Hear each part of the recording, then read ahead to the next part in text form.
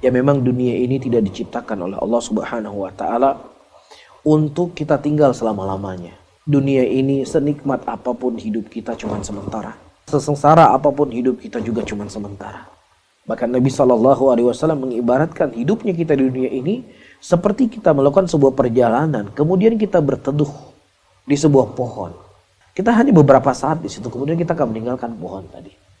Demikianlah yang digambarkan oleh Nabi ketika kita hidup di dunia ini. Ketika kita mendapatkan kenikmatan, maka jangan sampai nikmat itu menjadi lalai kita dari menghambakan diri kepada Allah. Begitu juga ketika Allah memberikan kepada kita musibah, ketahuilah, jangan sampai musibah itu jadi sebab kita semakin menjauh dari Allah Rabbul Alamin.